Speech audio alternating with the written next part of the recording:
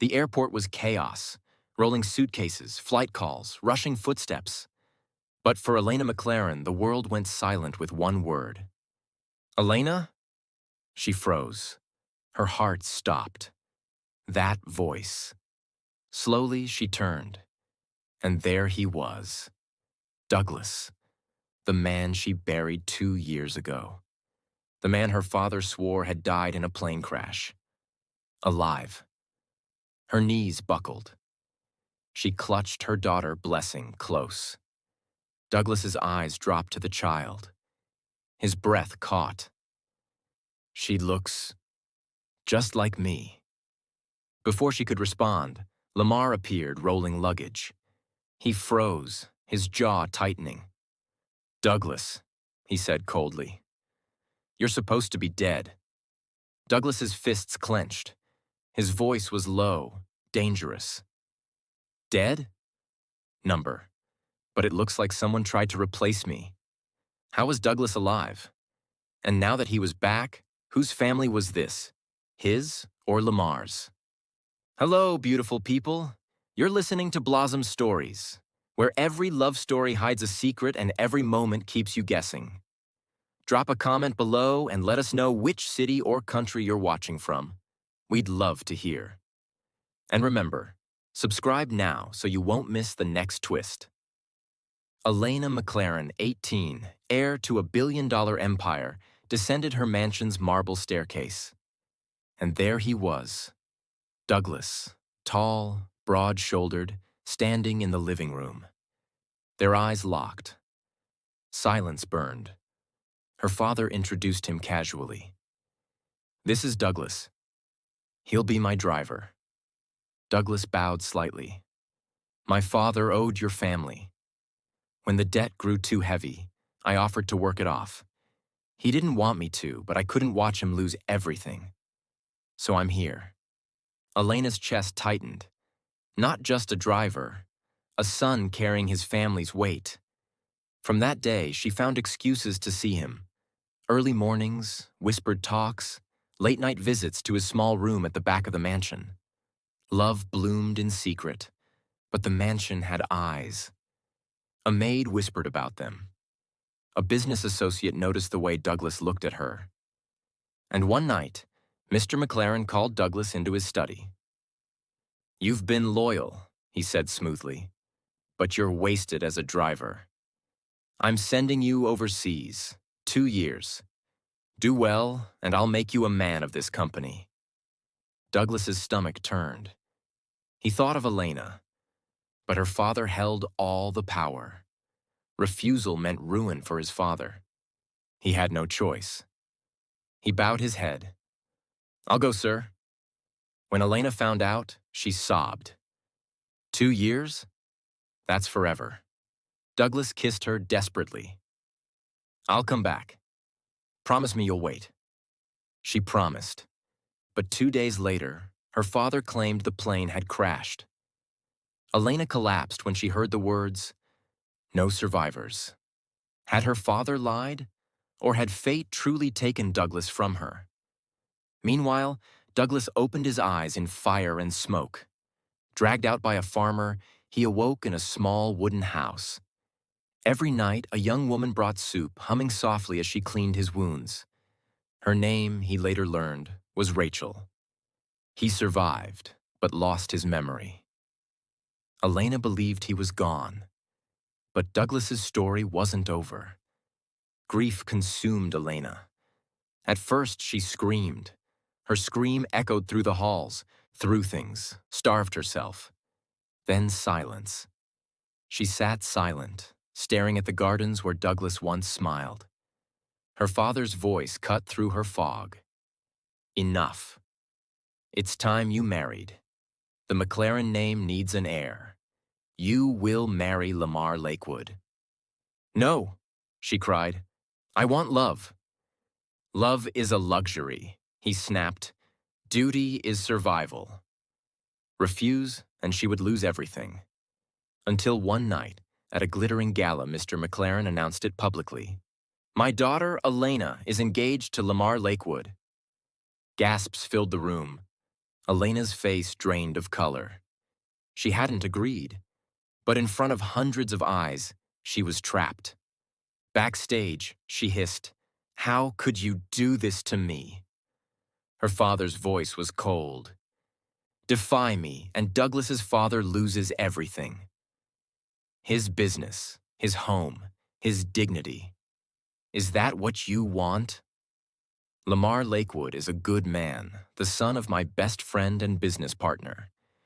Your marriage will unite the two families." Alaina broke inside. She had no choice. At dinner, Lemar admitted softly, "I don't love you. I have a girlfriend." She whispered bitterly, "Then why do this?" "Our fathers. Power. Business. We'll marry, act the part, and in 2 years walk away." Reluctantly, she agreed. The wedding came quickly. A lavish church, cameras flashing, guests whispering. She walked down the aisle with her father's hand gripping her arm like a chain. Her vows tasted like ashes. Beside her, Lemar's smile was hollow. He whispered, 2 years. Remember our pact." The crowd cheered as if love had won. But Elena's heart was still buried with Douglas. She was a bride in silk and diamonds, but also a prisoner. 2 months later, Alaina stared at a test in her trembling hands. Positive. She confessed to Lemar. "It's not yours. It's Douglas's." Lemar was stunned. But then he said quietly, "Then we'll raise her together. No one has to know. I may not be her father, but I can choose to be." In her darkest hour, Alaina found kindness where she least expected it. And he proved it. He cooked when she was sick, her feet tired, her body heavy. He eased it all with gentle, caring hands. He drove her to appointments. He held her hand during ultrasounds. When the nurse pointed at the screen, Lemar whispered, "That's her little heart." Alaina cried. Lemar did too, quietly, looking away so she wouldn't see. She saw. Slowly, his care began to mend her broken spirit. But drama brewed. Lemar's girlfriend confronted Alaina. "You stole him from me." Alaina spat back, "You think I wanted this?" But Lemar ended it. "I choose Alaina." And the baby. At last, Blessing was born. Hours of pain. Lemar whispering, "You're safe. I'm here." A baby's cry. A girl. "Blessing," Alaina whispered, naming her daughter through tears. Lemar held the child as though she were his own, rocking her late into the night. 2 nights later, Lemar sat on the couch, Blessing asleep on Elena's chest. He whispered, "I love you." Her eyes filled. "I'm afraid." "I know," he said softly. "I'll wait." Love had entered the room, but fear hadn't left. Their love grew naturally, not rushed, built on respect and care. 2 years later, Blessing's second birthday filled the townhouse with balloons and laughter. After the guests left, Alaina sat on the couch beside Lemar, Blessing asleep between them. For the first time in years, she felt peace. "Let's do something brave," she whispered. Lemar frowned. "Brave? Let's take her to Paris. Just us three. No business, no family pressure. Just life." Lemar smiled slowly. Paris it is. They booked the tickets that night. For Alaina, Paris wasn't just a trip. It was proof that maybe she could finally breathe again. But at the airport, the past was waiting. The terminal froze when Douglas appeared. Alive. Later, sitting across from her, he revealed the truth. "A farmer's daughter, Rachel, cared for me. She kept me alive. And when my memory returned, I came straight here." He looked at Blessing. She's mine. I want her in my life. Lemar stepped forward. She already has a father. Douglas snapped. You stole her from me, and I want her back. When Mr. McLaren heard, he roared. Douglas has no place in this family. If he pushes, I'll bury him in court. Alaina broke down. This isn't about you or you. It's about her. But who would win her heart and her child's future?